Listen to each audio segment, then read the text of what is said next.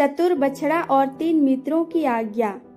किसी घने हरियाली से भरे जंगल के कंदराओं में एक बार एक परिवार रहता था। माँ गाय, पिता बैल और उनका एक छोटा सा बछड़ा जिसका नाम था दूधराज। दूधराज का रंग चमकीला सफेद, आंखें बुद्धिमान और दिल बड़ा दयालु था।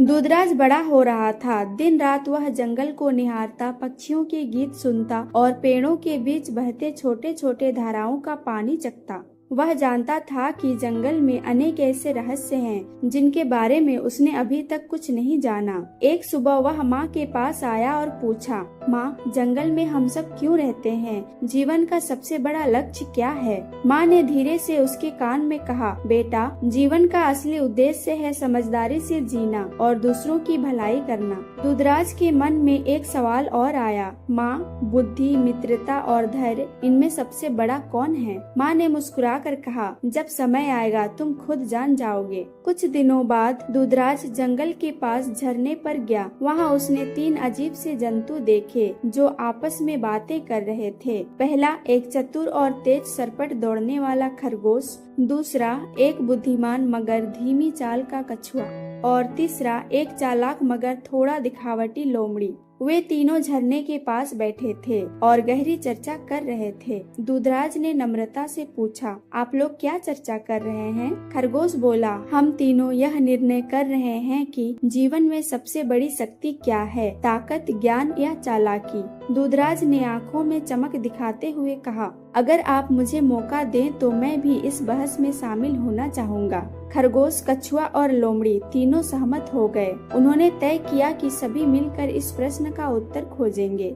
सबसे पहले तीनों ने बुद्धिमत्ता के विषय में चर्चा की। खरगोश बोला, मेरा मत है कि बुद्धि ही सबसे बड़ी शक्ति है, क्योंकि बुद्धि से हम अपने सामने आने वाले हर समस्या का समाधान पा सकते हैं। कछुआ गंभीरता से बोला, हाँ, ज्ञान महत्वपूर्ण है, लेकिन धैर्य भी आवश्यक है, क्योंकि बिना धैर्य के बुद्धि बेकार है। लोमड़ी ने तुरंत कहा, मैं कहती हूँ कि चालाकी, क्योंकि दुनिया में चालाकी से काम चलाया जाता है। दूधराज ने सोचा और बोला, एक एक करके हम तीनों निर्णयों को पड़ताल कर लेते हैं। पहले बुद्धि की परीक्षा। जो कोई कठिन समस्या समझ सके उसे सबसे पहले हल करे।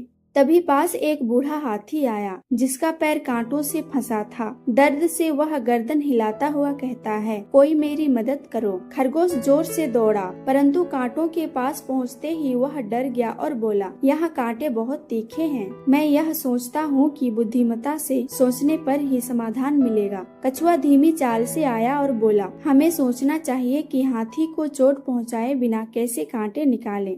लोमड़ी तुरंत बोली, मैं तो बस तेजी से कांटों के किनारों से भाग जाऊंगी और सोचती हूँ कि यही चालाकी है। दूधराज ने देखा कि तीनों अलग अलग सुझाव दे रहे हैं, परंतु हाथी अभी भी कांटों में फंसा हुआ है। तब दूधराज ने कहा, हाथी के बड़े पैरों के आसपास कांटे को धीरे धीरे हटाना होगा ताकि वह और घायल ना हो जाए। हम सभी मिलकर यह कर सकते हैं। सबने मिलकर कांटों को एक एक करके हटाया। धीरे धीरे हाथी का पैर मुक्त हुआ। हाथी ने धन्यवाद करते हुए कहा, तुमने बुद्धिमत्ता, धैर्य और सहयोग दिखाया, यही असली शक्ति है। हाथी चला गया, लेकिन चारों मित्र मिलकर आगे बढ़े। उन्होंने तय किया कि अगली परीक्षा मित्रता की होगी। एक दिन नदी के किनारे पहुंचते ही उन्होंने देखा कि नदी का बहाव तेज है और उस पार जाने का कोई साधन नहीं है। खरगोश बोला, मैं तो छलांग लगा दूं, मेरी गति से मैं आसानी से पार हो जाऊंगा। कछुआ कहता, मैं धीरे धीरे तैरूंगा, धैर्य रखूंगा। लोमड़ी बोली, मैं पेड़ की टहनी पर से कूद जाऊंगी, इतना आसान है। दूधराज ने कहा, अगर हम अकेले अकेले जाएं तो किसी के बह जाने की खतरा है, हमें एक साथ सोचना चाहिए। दूधराज ने बड़े पत्थरों के सहारे पुल जैसा रास्ता बनाया। सबने मिलकर पत्थर इधर उधर रखे और नदी के उस पार सुरक्षित पहुंच गए। तभी नदी के विपरीत किनारे पर एक बुढ़िया आई। वह बहुत दुखी थी। उसने कहा, मेरे बच्चे नदी पार जा चुके हैं, लेकिन मुझे डर लगता है। खरगोश ने तुरंत कहा, तो मैं एक छलांग मार दूं और तुम्हें ले आऊं? कछुआ बोला, हम धीरे धीरे नाव बनाकर ले आएं। लोमड़ी ने सुझाव दिया, मैं वृक्ष की डालियां इकट्ठी कर लूंगी, फिर देखती हूँ। पर दूधराज ने कहा, हम सब मिलकर एक मजबूत पुल बनाएंगे ताकि तुम भी सुरक्षित पार आ सको। चारों ने मिलकर नदी के पास मजबूत पत्तियां, काष्ठ और लताओं से एक छोटा सा पुल बनाया। बुढ़िया सुरक्षित पार आ गई।